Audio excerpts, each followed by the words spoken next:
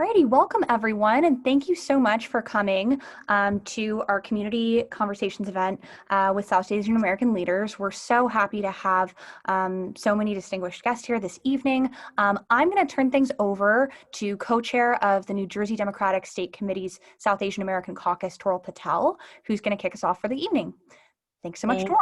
Thank you, Maddie. Hi, everybody. Hi, Congresswoman, Mayor, Congressman. Thank you so much for you all giving us some time, 19 days out. I recognize we all have very full plates. So good evening. It's really wonderful to be here with you all in my capacity as co-chair of the New Jersey State Democratic Committee South Asian American Caucus. 7 years ago, under the brilliant leadership of Chairman Curry, the caucus took shape. And it's always fun for us to remind everybody that we were the first caucus to form, where there now are more than a dozen within the state committee.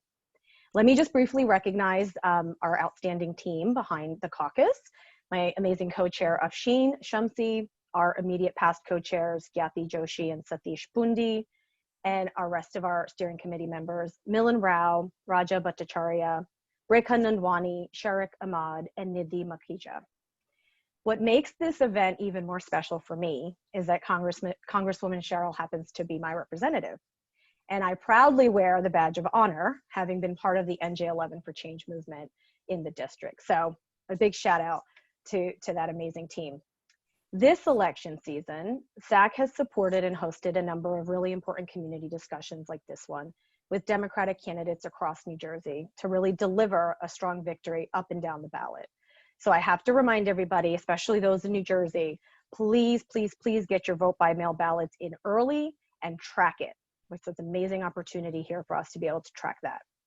Now, I have the distinct pleasure of introducing a dear friend of mine and soon to be state senator representing the 25th legislative district, Rupande Mehta.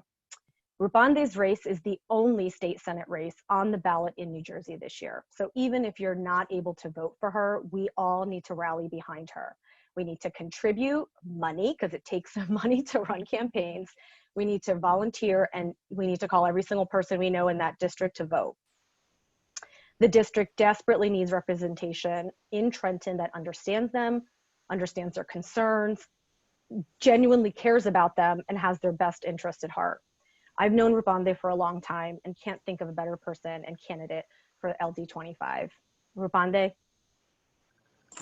Thank you, Toral. Thank you for those very kind words. And thank you to you and Afshin and the rest of SAAC for holding this discussion. I know we did one last week, was it? Time is blurring now. So, but these conversations are very important. And hello to everybody here.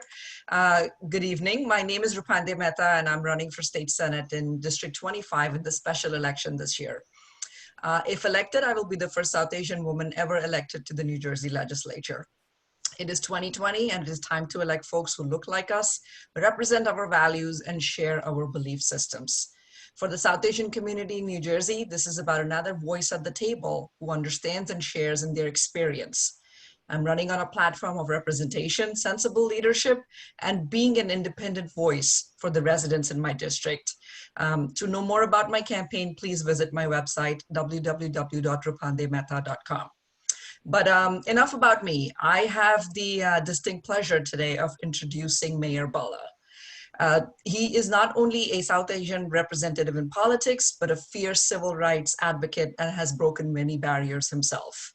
I'm grateful for this opportunity. I've had the pleasure of meeting the mayor a few times. Last month, he joined my campaign fundraiser as an esteemed guest. Mayor Bhalla is the first elected Sikh mayor in the United States who wears a turban. An attorney by trade, Mayor Bhalla is no stranger to politics, having served on the Hoboken Council for multiple terms before becoming mayor. Mayor Bhalla is a thoughtful leader who has arguably had one of the best responses to the COVID-19 crisis. His innovative approach and thoughtful solutions have his city not just surviving, but thriving through one of the most difficult times in the world. He's a progressive leader who has dealt with issues of stormwater or improving pedestrian and bicycle paths in green ways. And he's an active supporter of a cause very close to my heart, domestic violence. I would be remiss if I did not mention that Mayor Bhalla is married to one of my sheroes, Navneet Bhalla, the executive director of Manavi, an organization that helps victims of domestic violence and abuse. We're living in turbulent times, and Mayor Bhalla shows us by example what we can achieve in our cities despite the brewing storm. Calm, collected leadership is in short supply these days, but leaders like Mayor Bhalla remind us, even in the most difficult times, a steady hand can make all the difference. Mayor, we're so grateful for you. Thank you for being here. Good evening, and thank you so much for having me. There's so many esteemed guests. I see our State Senator Vin Gopal is here, Sam Medali, a good friend, and from California, Congressman Ami Bera, our special guest tonight. It's an honor to have you here. And although I'm the mayor from Hoboken, I can promise you this is not a virtual background behind me. This district, District 11, is special to me because I'm sitting here in Montville Township, New Jersey, which is in the district, in Congresswoman Sherrill's district, and it's where my parents live, where my mom and dad live. Today is my mom's birthday, so I thought I would take this Zoom call to visit my parents, but also take it from the district. This is a district that really, in addition to being the Hoboken mayor, if I wasn't in Hoboken, I would be right here within the Congresswoman's district in Montville. I was born and raised in this district. We came here as one of the first South Asian families to Pinebrook, which is part of Montville Township. And I have seen the South Asian community grow in going to Woodmont School, to Lazaro Middle School, to Montville Township High School, and really, coming here back to the 11th District on the weekends to visit family and friends. The Indian community has really grown tremendously. I got my entry and interest into politics being here from Montville Township in the 11th District. The congressman back then, I don't know, Congresswoman, if you remember, was Dean Gallo, represented at least Montville. This was before redistricting, and that was followed by Congressman Freeling-Heisen, your predecessor. And I think redistricting gave us a better chance, but I think my family was were the only Democrats in this area when we're growing up. I think we've got a few more Democrats now in Montville, and that number is growing. And it's just, for me, it's almost like a dream come true to have this township, Montville Township, represented in Washington by a Democrat, because it's always been represented by a Republican. But we finally have some representation, not just as people within this township, but as South Asians as a whole in the district, which I believe includes Parsippany. I'm not sure. I was just talking to my mom during dinner, and we're talking about lawn signs, and she said that there are a lot of these signs in Parsippany. In Hoboken, we don't do lawn signs; we do window signs. But there are a lot of lawn signs, I think, in Parsippany as well. So, there is a massive Asian and South Asian community in Parsippany, but also, being born and raised in Montville Township, I have seen the South Asian and the Indian community just grow exponentially. And really, this is a chance for us through Congresswoman Sherrill to have to continue to have a seat at the table. She came in and beat an incumbent who was, I hear he was a gentleman, but in terms of action and enacting policies that are consistent with our values as Democrats and our values as South Asians, that wasn't there. That representation wasn't there. So I believe, although, a place like this here at Montville Township is a Republican-leaning part of the district, there are so many South Asians within places like Parsippany, within places like Montville, because of the redistricting process, that we have a chance now to have a Democrat in Mikie Sherrill in Congress representing towns like this one, where I sit here today in Washington. I think that's so critical, and I'm so proud of Congresswoman Sherrill and the representation that she brings, not so much to me, but to my mom and dad, who are just right behind me. I don't know if you can see them. I told them to kind of hide, but dinner's over. I've got the chance to, I don't know if, they're in the back somewhere. I don't know if they want to wave hi, but you know, we had a discussion during dinner about where you're going to vote. What's your plan for voting? Are you going to vote by mail? I even cleared up misconceptions. You know, my father said he's going to go to the polling booth. I said, if you go to the polling booth, you still got to fill out the paperwork. You can't vote at the machines unless you've got a disability or some special circumstance. So, you know, I really convinced him to get that vote in, to vote by mail. And I opened up my yellow big packet the other day itself. I consider myself of average intelligence, but you need to focus even on that mail-in ballot. You need to focus because you've got a certification, you've got the ballot, you got to put it in an envelope, you got to put that envelope in another envelope. So it requires attention. So, you know, getting out that vote, that vote in early, I think is very critical. I just want to take no more time and just drive that point home to please be sure to vote on election day. The only way our voices will be heard as South Asian Americans is if we make them heard at the ballot box. And we need to do that, especially with Congresswoman Sherrill, because she now has a track record of being the type of Democrat that can take on President Trump, take on the Republicans, and do it with the courage that we need and the leadership we need. She has a demonstrated track record against an opponent who's frankly off the rails and really doesn't represent, you know, our values as South Asians. So with that, I'll introduce our esteemed senator. He is, although I believe he is younger than me, he's still a mentor to me and a great friend, Senator Vin Gopal. Vin? Thank you, Mayor. One correction, the Congresswoman scared away the incumbent. She didn't beat the incumbent, but either way, he's gone, so that's all good. Thank you, Mayor, and thank you for all you do in Hoboken and for being an inspiration around the country for everybody that followed your election and continues to follow you. A quick few words of gratitude to Toral. She has just been incredible. The activity we've seen in the state party South Asian caucus these last few months, I think, would compare to any other state in the country, and her and Afshin have just been extraordinary. So thank you for organizing all of us, Toral. We really do appreciate it. Excited to double the South Asian caucus in the New Jersey Senate with Rapandi Mehta. We're going to fight over who's going to be chair and vice chair. You know, we'll see how that goes, but she's going to be extraordinary. I know my Senate colleagues are tired of me calling them, asking them for money for her. But I think she's going to make history in Morris County. We had polling come back yesterday that shows her up, and so we're really excited about her, and I know she's going to be an incredible leader there. Congresswoman Sherrill, who I've gotten to know over the last couple of years, has really just been incredible, and I know she hates saying that. I can't wait to see what she's running for next, because when you see people like her who just believe in civility and believe in doing the right thing and believe in treating people with respect and dignity, I wish there was a lot more, but Congresswoman Sherrill is a real rare example. So I'm excited. I hope she has a big election victory. Anything everybody here can do.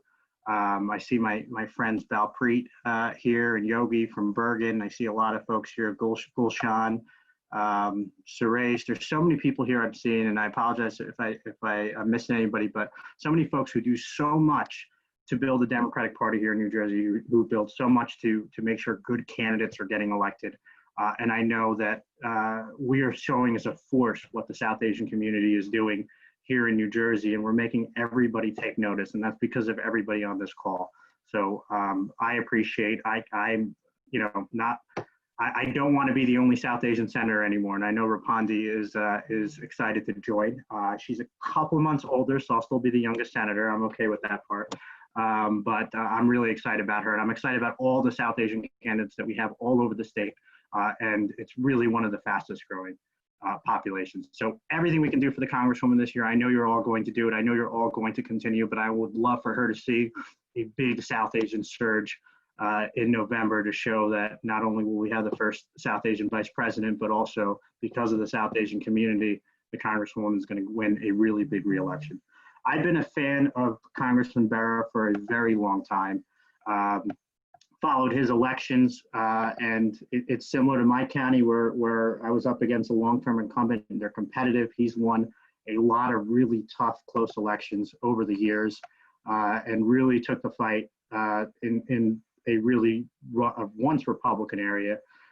Since being in Congress in 2012, he's championed many issues, including protecting our environment, healthcare issues, immigration, a lot of foreign affairs issues. And the other thing he's really done for our community is he has led the pathway. And I hope others would think this, whether it's Congressman Krishnamurthy or the number of other Indian American members of Congress and South Asian members of Congress and state legislators and others. They've looked to Congressman Ami Bera in California and seen the incredible work he's doing. And I know that's inspired so many of our young men and women, hopefully, to enter into politics. It was not good. I know the mayor agrees when we were just saying Bobby Jindal for all those years. So when Ami Bera came around, it gave everyone a lot more hope.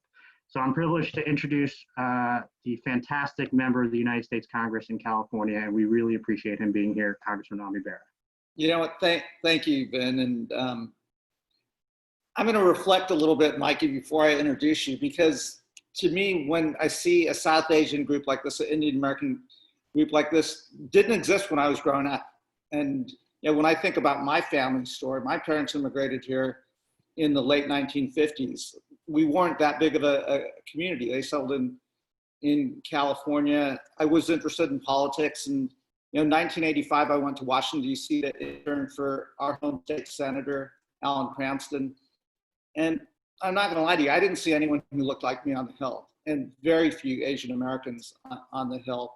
Now I'm a good South Asian kid. I went back home, went to medical school, became a doctor, but never really lost that desire to continue to serve and look for ways to serve. Fast forward to 2007, you know, this little known senator from Illinois was out there running, you know, captivated many of the things that you know, I felt we needed to do as a country, and we got involved in that race. And Barack Obama touched on the best of who we are, the hope to embrace what makes America such a special place. We are this fabric of diversity, one generation after another, bringing with us our religion, our traditions, our cultures, and reinventing ourselves. And, you know, when he got elected, you know, it's like I could sit on the sidelines, or I could, you know, step up and serve this country, or try to serve this country that I care so deeply about, that has been good to generations of Americans. Not perfect, but has created opportunity. And you know, when I first told my wife I was thinking about running for Congress, like, shut up, you can't do that. You know, you're running against a longtime Republican incumbent. You've never run for office before, and yeah, how are you going to get elected? And I didn't know the answers to that question. I didn't actually even know if we ever had an Indian American congressman or congresswoman. So I had to Google it, and it's like Dalip Singh Sound, first Asian American member of Congress. And we don't tell that story, or we don't tell it often enough, because if you know Dalip Singh Sound's story, it's a pretty remarkable story. And it's one that we really should be telling our kids and teaching our kids. And then, you know, Bobby Jindal obviously served 2 terms. Like, well, this is America. I can get out there. I can run. I don't know if I'm gonna win. And we did get out there. I didn't win in 2010. My timing wasn't all that great as a Democrat in that election cycle, but it was phenomenal what came together. Just the number of folks that came out to knock on doors and phone back. And that was truly the best experience. And I know when my parents came up right before the election, for them to see total strangers sitting there in the office making phone calls for their son, going out there knocking on doors, that election night party where, you know, we won on every metric other than the number of votes cast. To them, that was pretty remarkable. And to me, that is one of my most precious memories, my parents watching, you know, what their son was able to accomplish in America, because that's the best of who we are. So when I got elected in 2012, and you know, one of the first speeches I did in 2013 to the Indian American community, I said, look, I'm here by myself, but over this next decade, you know, we shouldn't just be one South Asian in Congress. We should get up to 5 South Asians. And you know what? It didn't take us a decade. It took us 4 years to get Raja Krishnamurthy, to get Pramila Jayapal, the first Indian American woman in Congress, to get Kamala Harris, the first Indian American senator, to get Ro Khanna. So we're now at 5 strong. I firmly believe we will see the first Indian American vice president, which is phenomenal. But when I look at the elected leaders here, Ravi, it's been great to watch your career and get to know you over the years, and to watch Vin. There's people running all over this country right now for local races, for state legislative races. Two of our best pickups for Congress are Harold Tuperneni in Arizona's 6th district. That is a race where she's up in the polls, and Sri Preston Kulkarni in in Texas's 22nd district. He is also up in the polls, and those are two races that should flip red to blue. But we have others running for Congress, and and then Sarah Gideon in Maine, whose father is an immigrant from India. She's also running ahead of Susan Collins right now. So I think this is just the tip of the iceberg, and it's not just running for Congress. It's the fact that groups like this are organizing to turn out the vote. In certain areas, what be that North Carolina, be that Houston, the margin of the South Asian community voting can be the difference between winning and losing. And that it's not just electoral office; it's the power of this. And so it just makes me excited to see what's happening in the community. And the next generation really does make me excited, because you don't have to be a doctor or an engineer, mind you. Go out there and get involved in politics and get your seat at the table and represent your community, because it is the American story. Let me chat about Mikie.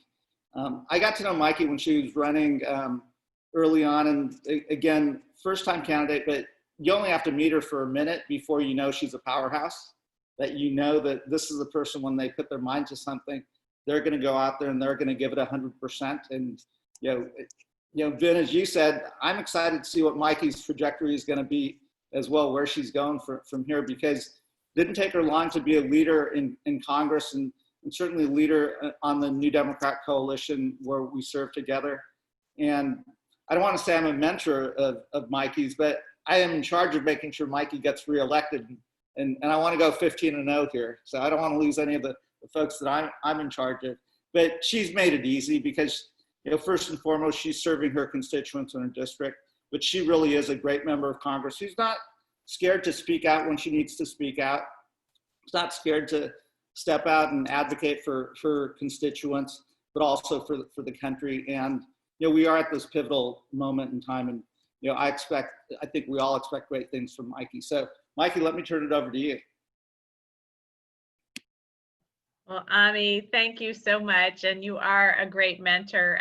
As you know, I've gone to you in difficult decisions to say, how this just doesn't make sense, but how should I be looking at this? And you've been incredibly thoughtful, and really, I think, sort of paved the way for people who want to be independent thinkers in Congress and get stuff done. So I've sincerely appreciated that. And I found your words really inspiring, because they remind me a lot of some of the things I've been thinking about, of course, as we've gone through with this administration. But first, I just want to thank everybody. It's so great to see you. Thanks, Sherrill and the South Asian American Caucus for helping put this together. Thanks, obviously, Congressman Bera. Thanks, State Senator Gopal and Mayor Bhalla for joining us as well. We're so fortunate to have with us tonight so many candidates from throughout the district, and we have, as you heard from Rapunde Mehta, who is fantastic and will be our next senator. And we also have candidate for Chatham Township Committee, Ami Shah, candidate for Bloomingdale Board of Education, Nadia Hussain, and candidate for Parsippany Board of Education, Neelish Bagchi. Thank you all for being here tonight. As Ami said, I don't think it's going to be very long until we far exceed expectations of who will be in Congress and the Senate, and even as our vice president from the South Asian community, which is incredibly exciting. And I think you see a lot of that energy and excitement from right here in the 11th district. So as I mentioned, I found what Ami said really kind of moving, especially moving, because I've been thinking about this country and service to this country and a belief in our values. And I think why I was so moved is because what Ami expressed were the values that I believe are at the heart and the soul of this country. And what he proved with his win in Congress is that those values are still strong here, that people still can live the American dream.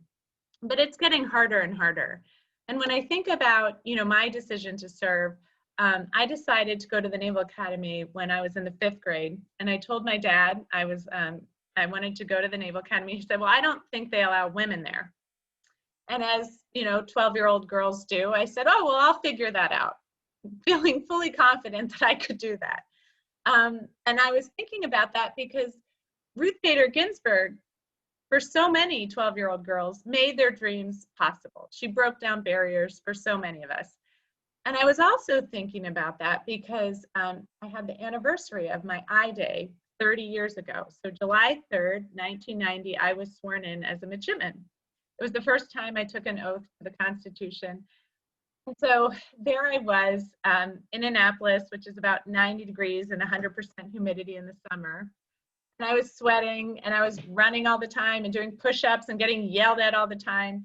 And we didn't have internet, so people would send me postcards from the shore and stuff, having a lovely summer as I was on my plebe summer in Annapolis. And yet all I could think during that time was how lucky I was. How lucky I was to be able to be part of that group that was going to serve this country and protect our values. And as I, have thought about that, I've thought of all the people who've served who didn't even have the full protection of our laws. So Black Americans who served during World War II, and you would hear stories that Black soldiers were treated worse than German POWs in Texas. My friend, Gina Ortiz-Jones, is running for Congress. She's a member of the LGBTQ community, and she served under Don't Ask, Don't Tell. And I served when I started at the Naval Academy. I wasn't even eligible for many of the top jobs in the military because of the combat exclusion laws. And so, you start to think, why would people serve in those instances? And the president might say that we were suckers or losers, but I never felt that way. We all served because we believed that this country could be better. We served because we thought that our service would help future generations of Americans, that our service would open doors for future generations of Americans. And sure enough, by the time I graduated from the Naval Academy, most of those combat exclusion laws had been lifted for women. You've just heard from Ami how running for Congress, and you've heard from Vin how it inspired Vin and how it broke down doors and even opened up possibilities for other people throughout the country. These moments are important because this is who we are as a country. And so having a president who suggests that we should be divided or that we should only look out for our own self-interest or that we shouldn't think about the country as a whole or even believe that this country can be better than it is, to me, that's trying to tear apart the soul of the country. And that's why I know he's going to lose, because he doesn't understand this country like we understand it. And so I'm really, really so pleased to be with all of you tonight. I'm committed to running for Congress and running a congressional office and campaign focused on inclusivity and openness. And our team and our College Fellows program include a diverse group of individuals. My team and I work to make sure all voices are heard in our community. We'll continue the outreach we've done while serving NJ11 to meet with our residents with disabilities, our communities of color, our religious and LGBTQ groups, and to build upon all those relationships. Our Indian American community makes New Jersey stronger, and our South Asian neighbors are critically important to New Jersey, especially during the COVID crisis. I want to thank all of you for the work the Indian American community has been doing throughout the COVID crisis. Whether it's Sense Greedy, New Jersey, and Livingston donating PPE to healthcare workers and first responders, or supporting the community food bank, or the Parsippany Indian Association collecting food for the Parsippany Food Pantry, or one of the many other efforts across the district. It's been an honor to join you for many important events over the past 2 years. The Indian flag raisings on Indian Independence Day for Parsippany and Livingston, the holy celebrations, which my kids especially love. And I loved it at the time. The car was a mess afterwards, but I did love it at the time. Even the grand opening ceremony of the new Mandir in Parsippany with the Yogi Divine Society. And I can't wait to be back gathering with you all in person again. I'm filming a video this week for the virtual Indian Community Center of the Garden State Durga Puja celebration, which is usually such a wonderful in-person celebration in Parsippany. But as much as we miss these events, it's great to find safe ways to virtually meet. And my teams worked hard to meet the needs of the district. Navigating travel restrictions due to COVID has been difficult, for example, and my teams assisted many members of the Indian Asian American community and their family with the repatriation process. We worked with members of the Indian community and their employers in NJ11 to assist with and submit and expedite requests for work visas for employees and visas for dependents. And for the grand opening of the Mandir I mentioned above, we worked with the U.S. Embassy in Mumbai to assist the Yogi Divine Society in coordinating the need for a large number of visas for participants. There's a lot on the line in November. Response to the COVID-19 pandemic, the future of the Affordable Care Act, addressing the climate crisis, gun safety, women's rights, and the list goes on. And what we decide in less than 30 days will shape our country for generations. So I work hard every day for New Jersey families, and I hope to continue that fight in the next Congress. We had a good, somebody, I think Mayor Bhalla mentioned it. Remember, you got to turn your ballot in as soon as possible. If you have any questions, call my team. We're ready with the answers. And again, it's good to see everyone today. And Mayor Bhalla, tell your mom happy birthday. It's actually my dad's birthday today too, if you can believe it. So tell her hi, it's a good day. I'll now turn it over and we can begin the Q&A. All right, well, I have the honor of moderating, and we would call that, Congresswoman, an auspicious day with all these wonderful birthdays to celebrate. And let me just quickly say thank you to your team, because my parents were stuck in India for 4 months because of COVID, and so they were incredibly helpful and guiding us through that process, and they are safe and home and in this district as well and have voted. So 2 extra votes right there. So when I call your name, please unmute yourself and ask your question. And we are trying to get through several, so if you can be super brief and then allow the Congresswoman to answer, that would be great. First, we have Arnavaz.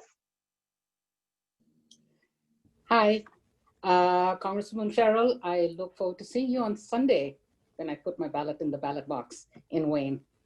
I was a member of your team 2 years ago when you knocked on doors. But aside from that, I was going to ask you a question, but I think you've a 2-part question, but you've answered the first part. So let me ask you a question on how do you plan to build on your outreach and the work you've done with the Asian American community in your second term? And more than that, I hope.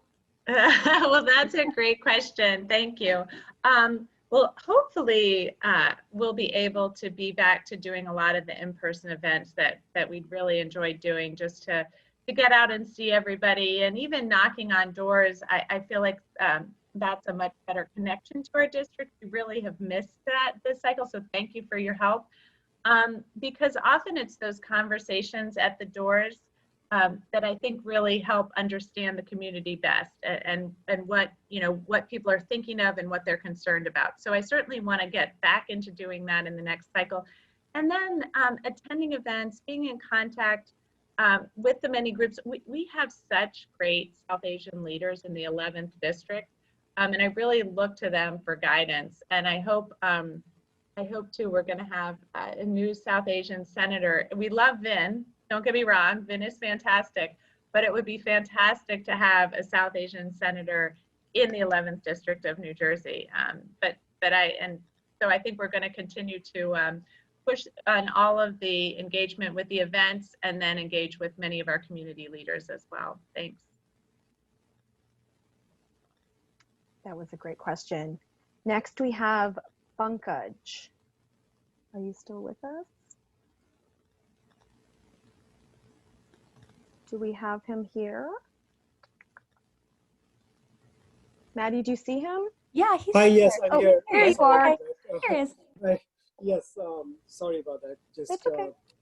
trying to unmute. Sometimes it's a challenge, but it's a question for all the distinguished guests here. So, in this environment of increasing nationalism and partisanship, how will you continue to focus on the democratic values, or the traditional American values rather, of supporting the poor locally, statewide as well as nationally and globally, depending on your level of constituency. Thank you. Thanks. I'll do a quick one, and then if Ami and Vin want to take a shot at it too, because I think this is a really important question. I think we have a real opportunity here. As you guys from the 11th know, this is traditionally a Republican district, and so I talk to people who still consider themselves Republicans but are voting for me. But I think what we really need to do in this next term is kind of make that change permanent. As somebody, I think it might be our D-Trip person says, we don't want to rent this district, we want to own this district. And so what is it going to take? And I think a lot of that is because I think the Republican Party under Trump has really left a lot of people. So we do need to focus on taking care of people. We do need to focus on unions. We do need to focus on our values as a country. And right now we have a president who works on partisanship. He thinks that we thrive when we're divided, but he's wrong. And I think having Joe Biden and Kamala Harris, Joe's past leadership in the foreign policy sphere will help us rebuild relationships and stand up for democracy. I think they both have a way too that, and you could see it in the Democratic convention, that they plan to bring people together in this country. They don't plan to double down on the divisiveness that we've seen, but rather chart a way so that the country can heal and come together. And I think that that's something that I hear, even people, one of our polls I found really interesting, because we asked a question, who will you vote for, Trump or Biden? And it was sort of like 50-50. But then when you ask people who they wanted in a president, they said they really wanted somebody who was compassionate and who was a uniter. So there's obviously some understanding that this path forward with this president is untenable for America. And I think that Biden could really bring people together. And I think, and I continue to reach across the aisle and work hard so we can have those bridges. But I'd love to hear from Ami and Vin too. Sure, I'll play off of where Mikie left off.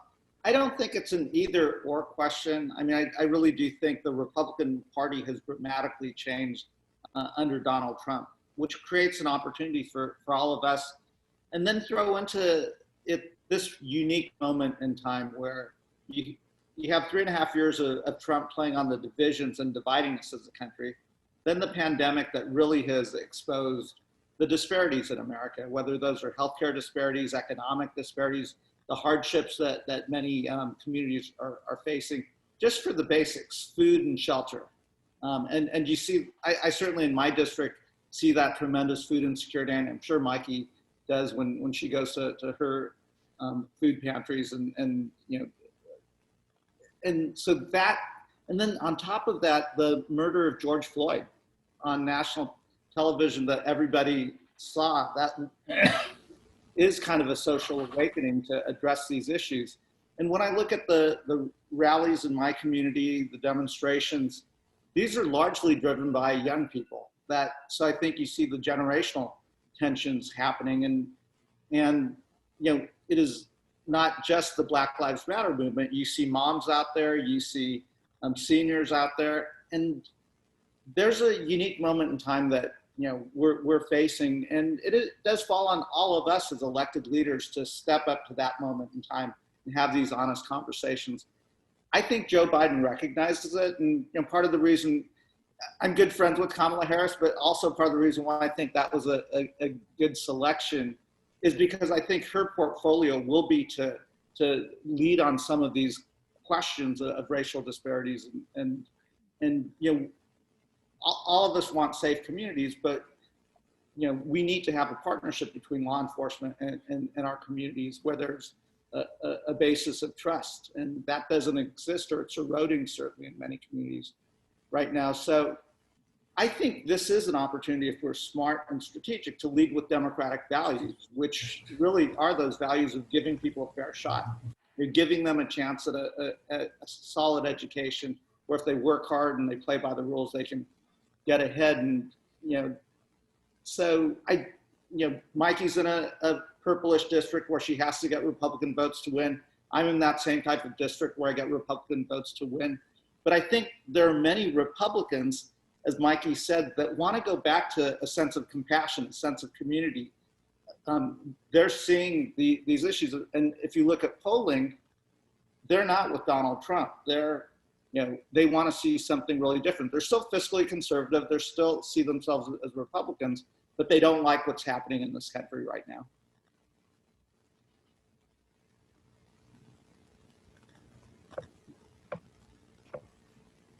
Sorry, I'm learning how to use Zoom. I would just echo what both the Congress members said. It always astonished me. I have a lot of folks in my district who are working class white folks who supported the Republican Party for years. House values 200,000, and when we look at what the Republican Party nationally has done to states like New Jersey and New York with the property tax cap and everything else, there's really no reason. So I think it's up to folks like our Congress members and everybody else who believe in civility. I actually meet with a group of NRA members every 3 months. We do it now through Zoom, and we literally agree on nothing.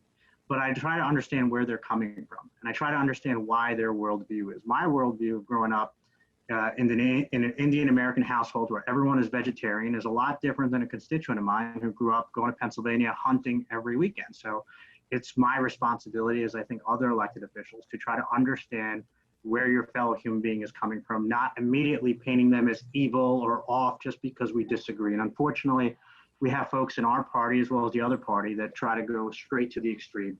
So the more empathy I think we can show and understand that we're all in this together and we can lift up people in poor communities and people that might be in different zip codes that don't always get the same opportunities that we get, I think helps. And I think we will, over the long term in this post-Trump world, get a lot of these people to come back to our party permanently. Thank you.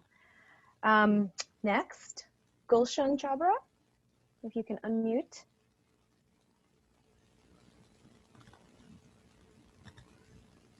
Okay, this is Gulshan Chabra. I have a question for Congresswoman. Hello, Congresswoman, how are you? The question is... now I have to unmute. I'm good, thank you. Well, I'm happy to support. We have all our friends here. Ravi is here, Vin is here, hi everyone. I hope all is well. Question I had, are we doing anything for the next stimulus package? And what is in the stimulus package for the hospitality industry, especially hotel industry? They all talk about airline industry. Airline planes can be grounded and be off the route, but the hotel rooms cannot be grounded. We still have the property taxes to be paid. We still have the insurance to be paid. And the hotel industry is hurting a lot. You can't even imagine what's going on there.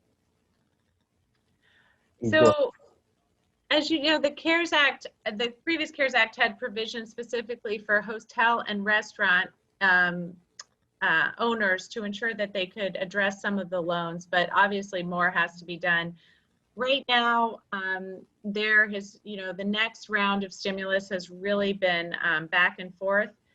The last, we've heard, it seemed like things weren't going well as of, I think, last night, but I'm hoping that that's not the final word. I'm not hearing good things about it right now, but I've been lobbying very hard. Many members of Congress have been lobbying leadership very hard because we really need to get that done now. I fear that if we don't get something passed in the next couple weeks, that we won't see anything until January, which is unacceptable. And as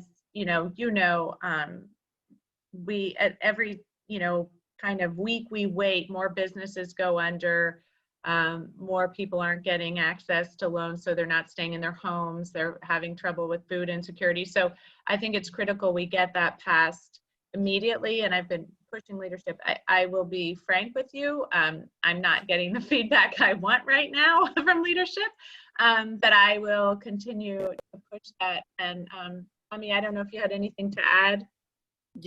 I think a couple things. One, I can vouch for the fact that Mikie is very vocal on this issue, and understands the impact it's having on her district, but also across the family.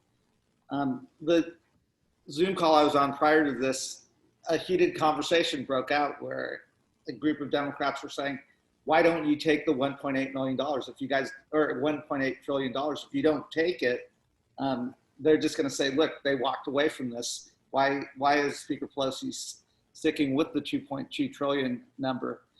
We are hearing that the president's starting to realize that he's got to do something, and that $1.8 trillion probably creeps up. I actually think we could get a deal done there. I don't know that Mitch McConnell will take it up in the Senate. That, you know, for political purposes, that probably helps us if we in the White House come together and then the Senate doesn't do it. But this isn't about politics. It's about real people's lives and, you know, keeping your small business open. You know, not just doing an eviction moratorium, but also giving rental housing assistance. You know, another round of PPP loans for small businesses, direct grants to restaurants and the like, and extended benefits for those that are unemployed. My biggest worry is if we don't do it before the election, and I think Joe Biden is going to win. I want to make no predictions about what Donald Trump is going to do from November 4th through January 20th. I think, you know, this has been an unhinged president, and it does seem like his behavior is getting worse. If he loses, I can very much see a scenario where he doesn't care, because he doesn't care about anyone but himself. And we have to fund the government December 11th. You know, Mikey got sworn into Congress in the middle of a shutdown. That is absolutely the last thing we need right now. If we want to put a nail in the coffin of our economy and take us into depression, if we go into a government shutdown, that's likely what's going to happen. So that's some of my urgency, both the real human suffering and pain, the economic suffering and pain, but the reality that, you know, I don't know what a Donald Trump post-election is going to be like and whether he will be willing to sign a piece of legislation. And I just worry that if we wait until January 20th, this level of suffering is just going to continue to grow exponentially. I agree with you, Congressman and woman. Yeah, whatever we can do best, we have to do it, right? Thank you again. So unfortunately, we are just about at time. It's, as I mentioned at the top of this hour, 19 days left. Our esteemed guests here do have marathon of Zoom calls every evening. So I think at this point, would like to just have the Congresswoman say some departing remarks. Well, I just really want to thank everyone on tonight. Thank you so much, because I know there's a lot of work being in elected office, and to have Mayor Bhalla and Senator Gopal take their time off, their evening off to get on this is really, I just really appreciate it, especially Mayor on your mom's birthday. So your mom, thanks again. And I do so appreciate it. And then for Ami, who's been such a great, he's obviously a great South Asian leader, but he's just a mentor to so many of us beyond that, just on issues of thinking through tough votes and thinking through, you know, different decisions in Congress. He really is a person that a lot of us go to for that kind of advice. So it's wonderful to have you on tonight. I really appreciate it. I know you've got a lot to do too, so thanks for jumping over to the East Coast. We do appreciate it, and thanks everybody so much, and thank you so much, Toro, for putting this together. It's really great to see everyone. And thank you for your time. So thanks everybody. Please vote and get everyone in your community too. And whoever's in the 25th, you've got Rapunde on, remember. She's coming up, so that's a big one. Have a great evening, everyone. Bye, everyone.